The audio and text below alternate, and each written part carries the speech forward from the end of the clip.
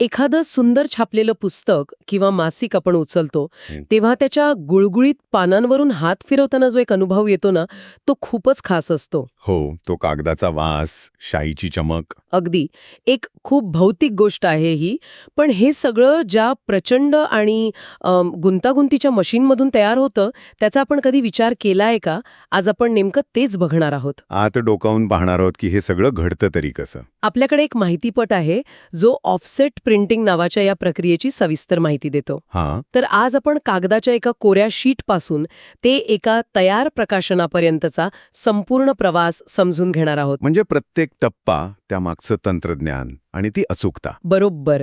चला तर मग ही प्रक्रिया उलगडून पाहूया. चला, तर सुरुवात करूया ह्या प्रचंड मशीनपासून. म्हणजे बाहेरून पाहिलं तर एक मोठं एकसंध यंत्र वाटतं, नाही का? हो, एक संध. पण कामाच्या सोयीसाठी नक्कीच याची काही भागांमध्ये विभागणी केली असेल. कशी असते याची रचना? अगदी तुम्ही म्हणालात तसं हे मशीन म्हणजे एका मोठ्या शहरासारखं आहे, जिथे प्रत्येक विभागाचं काम ठरलेलं आहे. अच्छा. यात मुख्य करून 4 विभाग आहेत. पहिला आहे फीडर आणि ले सिस्टम. फीडर म्हणजे कागद भरण्यासाठी? हो, याचं काम म्हणजे कागदाचा गठ्ठा लोड झाल्यावर त्यातून एक एक शीट उचलून अचूक स्थितीत मशीनमध्ये पाठवणे. हे अगदीच सुरुवातीचं पाऊल आहे. म्हणजे इथूनच कागदाचा प्रवास सुरू होतो. अगदी. त्यानंतर येतात प्रिंटिंग युनिट्स. हे या प्रक्रियेचं म्हणजे हृदयच आहे असं म्हणू शकतो आपण. जिथे खरी छपाई होते. बरोबर. जिथे प्रत्यक्ष छपाई होते. आणि गंमत म्हणजे प्रत्येक युनिट एका वेळी फक्त एकच रंग छापतो. तिसरा भाग आहे डिलिव्हरी सिस्टीम, जी छापलेली पानं व्यवस्थित रचून ठेवते. आणि सर्वात शेवटी, पण कदाचित सर्वात महत्वाचा, तो म्हणजे कंट्रोल स्टेशन. हा या संपूर्ण प्रक्रियेचा ब्रेन आहे, जिथून ऑपरेटर सगळ्या गोष्टींवर लक्ष ठेवतो. म्हणजे कंट्रोल स्टेशन सगळ्यात महत्वाचं वाटतंय, कारण ऑपरेटरने तिथे चूक केली तर बाकी सगळं व्यवस्थित असूनही काही उपयोग नाही, बरोबर? अगदी बरोबर. ऑपरेटरची नजर आणि कौशल्य हेच अंतिम गुणवत्तेसाठी निर्णायक ठरतं. मला यात एक आश्चर्यकारक गोष्ट आढळली. या मशीनमध्ये 10 प्रिंटिंग युनिट्स आहेत. मला वाटलं होतं की सामान्यतः 4 रंगांची छपाई असते, CMYK. हां, सियान, मॅजेंटा, येलो आणि ब्लॅक. हो, मग 4 किंवा फार तर 5 युनिट्स पुरेशी असायला हवीत. 10 युनिट्सची गरज का? हा एक उत्तम प्रश्न आहे. आणि इथेच या मशीनची खरी कार्यक्षमता आणि म्हणजे जादू लपलेली आहे. अच्छा. पहिले 5 युनिट्स कागदाच्या एका बाजूला छपाई करतात. यात तुम्ही म्हटल्याप्रमाणे 4 मुख्य रंगांव्यतिरिक्त एखादा विशेष रंग किंवा वार्निशचा थर देण्यासाठी 5वा युनिट असतो. ठीक आहे, हे समजलं. पण मग पुढच्या 5 युनिट्सचं काय? इथेच एक अभियांत्रिकीय आश्चर्य घडतं. 5व्या युनिटनंतर येतो परफेक्टिंग सिलेंडर. Perfecting cylinder. हो, तो सिलेंडर त्या वेगाने जाणाऱ्या शीटला एका क्षणात न चुरगळता अगदी अचूकपणे उलटवतो. बरोबर. तो तिला उलटवतो, जेणेकरून तिची दुसरी बाजू वर येते. मग पुढचे 5 युनिट्स त्या दुसऱ्या बाजूला छपाई करतात. अरे वा. म्हणजे एकाच फेरीत कागदाच्या दोन्ही बाजूंवर छपाई पूर्ण होते. अगदी. यालाच परफेक्टिंग म्हणतात. यामुळे प्रचंड वेळ आणि श्रम दोन्ही वाचतात. म्हणजे यामुळेच इतकं प्रचंड उत्पादन शक्य होतं. पण हे झालं मशीनच्या रचनेबद्दल. आता मूळ प्रक्रियेकडे येऊया. या प्रिंटिंग युनिट्समध्ये नेमकं काय घडतं? याची सुरुवात होते प्लेट्सपासून. प्रत्येक रंगासाठी एक वेगळी ॲल्युमिनियमची प्रिंटिंग प्लेट असते. अच्छा. आणि या प्लेटवर आपल्याला जे काही छापायचं आहे ती प्रतिमा कोरलेली असते. मी वाचले की या प्लेट्स खूप नाजूक असतात. म्हणजे एका लहानशा ओरखड्याने सुद्धा सगळं काम खराब होऊ शकतं, हे खरंय का? हो, हे अगदी खरंय. इथूनच तो अचूकतेचा खेळ सुरू होतो. प्लेटवरचा एकही अनावश्यक ओरखडा किंवा डाग हजारो प्रतींवर दिसू शकतो. बरोबर. त्यामुळे त्या खूप काळजीपूर्वक हाताळाव्या लागतात. पण गंमत म्हणजे ही प्लेट थेट कागदाला स्पर्श करत नाही. अरे, मग शाई कागदापर्यंत पोहोचते कशी? प्लेटवरची शाई आधी एका रबर ब्लँकेट सिलेंडरवर हस्तांतरित होते. रबर सिलेंडरवर? हो, आणि तो रबर सिलेंडर मग कागदावर दाबला जातो. शाई थेट प्लेटवरून न येता रबर ब्लँकेटवरून ऑफसेट होते. म्हणूनच या प्रक्रियेला ऑफसेट प्रिंटिंग म्हणतात. अच्छा. म्हणजे प्लेट आणि कागद यांच्यात एक मध्यस्थ आहे. पण असं का? याचा फायदा काय? याचे 2 मोठे फायदे आहेत. एक, यामुळे प्लेटची झीज खूप कमी होते. आणि दुसरा, जो जास्त महत्त्वाचा आहे, तो म्हणजे ते रबर ब्लँकेट लवचिक असतं. त्यामुळे ते अगदी खडबडीत किंवा टेक्स्चर असलेल्या कागदाच्या पृष्ठभागावरही शाई व्यवस्थित पोचवू शकते. थेट मेटल प्लेटने हे शक्य झालं नसतं. समजलं. आणि या सर्व प्लेट्स एकाच जागी लागतील याची खात्री कशी केली जाते? म्हणजे चारही रंगांचे थर एकमेकांवर बरोबर बसले पाहिजेत. त्यासाठी प्रत्येक प्लेटवर रजिस्टर होल्स असतात. हे होल्स सुनिश्चित करतात की मशीनमध्ये प्लेट लावताना ती अगदी योग्य जागी बसेल. आणि शाहीबद्दल काय? मला हे जाणून खूपच इंटरेस्टिंग वाटलं की आता वनस्पती तेलावर आधारित शाही वापरली जाते. हो, आणि हा मुद्दा फक्त शाहीपुरता नाहीये. हे एका मोठ्या बदलाचं प्रतीक आहे. म्हणजे ऑफसेट प्रिंटिंगसारख्या जुन्या अवजड उद्योगातही पर्यावरणाबद्दलची जागरूकता किती खोलवर पोचली आहे हे यातून दिसतं. आधी पेट्रोलियमवर आधारित खनिज तेले वापरायचे ना? जे पर्यावरणासाठी हानिकारक होते. अगदी. पण आता सोयाबीन किंवा इतर वनस्पती तेलांपासून बनवलेली जैविक सॉल्व्हेंट्स असलेली शाही वापरली जाते. आणि ही शाई प्रत्येक युनिटपर्यंत पोचते कशी? ती एका मध्यवर्ती टाकीतून पाईपद्वारे प्रत्येक प्रिंटिंग युनिटपर्यंत पोहोचवली जाते. आणि मशीनचं सॉफ्टवेअर चित्राच्या गरजेनुसार शाईचा पुरवठा आपोआप नियंत्रित करतं. स्वयंचलितपणे. हो. जिथे गडद रंग हवा तिथे जास्त शाही आणि जिथे हलका रंग तिथे कमी. तर प्लेट्स तयार आहेत, शाही भरलेली आहे. आता सगळं काही कागदाच्या प्रवासावर अवलंबून आहे. हा कागद कसा प्रवास करतो या मशीनमधून? हा प्रवास एखाद्या सिम्फोनीसारखा असतो. कागदाचा गठ्ठा मशीनमध्ये ठेवल्यावर एअर ब्लास्ट आणि सक्शन, म्हणजे हवा आणि व्हॅक्यूम. हो, त्यांचा वापर करून एक एक शीट अतिशय नाजूकरित्या उचलली जाते. हे इतक्या वेगाने होतं की आपल्याला दिसतही नाही. पण कधीकधी दोन पाने एकमेकांना चिकटवलेली असतात. त्याचं काय? मशीनमध्ये कागद अडकत नाही का? त्यासाठीच तिथे एक हुशार सुरक्षा रक्षक असतो. Double sheet detector. डिटेक्टर? हो, हा एक सेन्सर आहे जो कागदाची जाडी मोजतो. जर त्याला एका पानापेक्षा जास्त जाडी जाणवली तर तो एका क्षणात संपूर्ण मशीन थांबवतो. अरे वा, म्हणजे मोठं नुकसान टळतं. अगदी.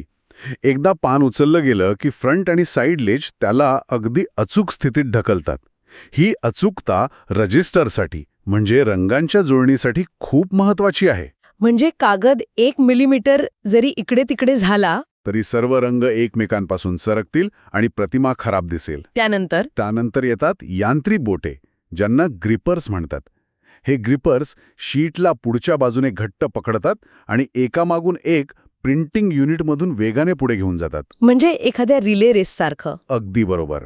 प्रत्येक ग्रिपरचा सेट पुढच्या सेटकडे कागद अचूक वेळेत सोपवतो. 1 मिनिट, म्हणजे कागदाचा एक तुकडा प्रचंड वेगाने फिरणाऱ्या सिलेंडर्समधून जातो, त्याला शाई लागते, तो उलटाला जातो आणि हे सगळं करताना तो फाटत नाही किंवा चुरगळत नाही. हो, आणि हे सगळं ताशी 10 ते 15,000 शीट्सच्या वेगाने होत असतं. प्रत्येक युनिटमधून जाताना कागदावर एका रंगाचा थर चढतो आणि शेवटी आपल्याला पूर्ण रंगीत प्रतिमा दिसते. एक गोष्ट जी माझ्या कधीच लक्षात आली नाही ती म्हणजे छपाई झाल्यावर शाई ओली असते. याचा मी कधी विचारच केला नव्हता. मग इतक्या वेगाने छापलेली पानं एकमेकांना चिकटत नाही? हा एक खूप महत्वाचा प्रश्न आहे. यासाठी पारंपरिक पद्धतीत अँटी सेट ऑफ पावडर वापरली जायची. पावडर? हो, ही मक्याच्या स्टार्चसारखी अतिशय बारीक पावडर असते जी छापलेल्या ओल्या शीटवर फवारली जाते. अच्छा, म्हणजे ती 2 पानांमध्ये अंतर ठेवते. बरोबर, जेणेकरून हवा खेळती राहते. पण ही आता जुनी पद्धत झालीय. आता लवकर सुकणारी शाही आणि विशेष कागद वापरला जातो. त्यामुळे या पावडरची गरज खूप कमी झालीय. हो, आणि याच टप्प्यावर गुणवत्तेची तपासणी पण होत असणार नाही का? नक्कीच. आणि ती 2 स्तरांवर होते. एकीकडे मशीन स्वतःच तपासणी करते. एक ऑटोमॅटिक स्कॅनर सुरुवातीच्या काही शीट्सना तपासतो आणि मूळ डिजिटल फाईलशी तुलना करतो. अगदी. काही फरक आढळल्यास मशीन आपोआप लहान-सहान बदल करते. आणि दुसरा स्तर म्हणजे मानवी तपासणी. बरोबर. कितीही प्रगत तंत्रज्ञान आलं तरी कुशल ऑपरेटरच्या नजरेला पर्याय नाही. तो कंट्रोल पॅनलवरून बारीक बदल करतो आणि ठराविक अंतराने नमुने काढून स्वतःच्या डोळ्यांनी तपासत राहतो. म्हणजे तंत्रज्ञान आणि मानवी कौशल्य यांचा मिलाफ आहे हा. अगदी. तर आता छपाई पूर्ण झाली आहे. आपल्याकडे मोठ्या छापलेल्या शीटचा एक ढिगार आहे, पण अजून पुस्तक किंवा मासिक तयार झालेलं नाही. बरोबर.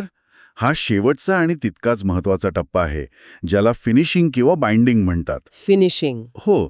सर्वात आधी गिलोटिन मशीन वापरून या शीट्स ग्राहकाच्या गरजेनुसार योग्य आकारात कापल्या जातात.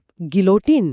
म्हणजे ते एका वेळी खूप पानं कापत असेल? हो, शेकडो शीट्सचं ढीग अगदी अचूकपणे कापू शकते. आणि मग पुस्तकांसाठी या पानांना घडी घातली जाते? हो, या कापलेल्या शीट्सना एका विशिष्ट पद्धतीने फोल्ड करून सिग्नेचर्स बनवले जातात. म्हणजे एका मोठ्या शीटवर जर 16 पानं छापलेली असतील तर त्याला असं फोल्ड करतात की 1 ते 16 पाने योग्य क्रमाने येतील. अच्छा, म्हणजे एका सिग्नेचरमध्ये 16 पानं. बरोबर.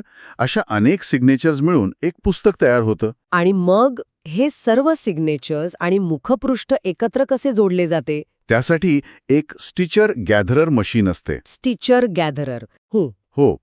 गॅदरर भाग पुस्तकातील सर्व सिग्नेचर्स आणि मुखपृष्ठ योग्य क्रमाने एकत्र गोळा करतो आणि मग स्टिचर भाग त्या सगळ्यांना मध्यभागी स्टिच किंवा स्टेपल करतो. जसं मासिकांमध्ये असतं तसं. अगदी. आणि मग आपल्याला तयार पुस्तक मिळतं. जवळपास. स्टिचिंगनंतर पुस्तकाच्या कडा थोडा असमान असू शकतात. म्हणून शेवटी एक अंतिम कटिंग मशीन त्याच्या तिन्ही बाजूंना कापून त्याला एक व्यवस्थित आकार देते आणि मग आपल्याला ते परिपूर्ण तयार प्रकाशन मिळतं. तर आपण एका साध्या प्रश्नाने सुरुवात केली होती की पुस्तक कसं छापलं जातं, आणि आता आपण परफेक्टिंग सिलेंडर, मेकॅनिकल ग्रिपर्स आणि अँटी सेट ऑफ पावडरच्या जगात पोहोचलो आहोत. खरंय. ही प्रक्रिया म्हणजे अवजड यंत्रसामग्री आणि नाजूक अचूकतेचा एक अविश्वसनीय मिलाप आहे. यात सर्वात आकर्षक गोष्ट म्हणजे वेग आणि अचूकता यांच्यातील संतुलन. प्लेटच्या संरेखनापासून ते कागदाच्या प्रत्येक हालचालीपर्यंत प्रत्येक टप्पा हा अचूकता टिकवून ठेवण्यासाठी डिझाईन केलेला आहे. आणि तेही प्रचंड वेगात. हो. आणि आपण जसं बोललो ती पर्यावरणपूरक शाई, यावरून दिसतं की हे पारंपरिक उद्योगही काळासोबत कसे विकसित होत आहेत. खरंय. यावरून आपल्या दैनंदिन जीवनातील इतर वस्तूंच्या मागे असलेल्या अशाच गुंतागुंतीच्या प्रक्रियांबद्दल विचार येतो. प्रत्येक वस्तूमागे अशीच एक कथा दडलेली असते. या चर्चेतून एका भौतिक पुस्तकाची निर्मितीची प्रक्रिया समजली. पण यावरून एक प्रश्न मनात येतो. आपल्या वाढत्या डिजिटल जगात जिथे आपण स्क्रीनवर वाचतो, तिथे अशा स्पर्शाने अनुभवता येणाऱ्या यांत्रिक प्रक्रियेचं भविष्य काय असेल? हा एक महत्वाचा प्रश्न आहे. हे अचूक अभियांत्रिकी नवीन क्षेत्रात जसं की 3D प्रिंटिंग किंवा इलेक्ट्रॉनिक्स निर्मितीमध्ये उपयोगात येईल, की केवळ एक विशेष कला म्हणून शिल्लक राहील? बरोबर. यांत्रिक अचूकतेची ही गरज कधीच संपणार नाही असं मला वाटतं. फक्त तिचं स्वरूप बदलेल. कदाचित या प्रक्रियेचं मूल्य अधिक वाढेल, कारण ती आपल्याला आठवण करून देते की आपल्या डिजिटल जगाच्या मागेही कुठेतरी एक भौतिक यांत्रिक जग अस्तित्वात आहे, जे हे सगळं शक्य करतं. यावर नक्कीच विचार करायला हवा.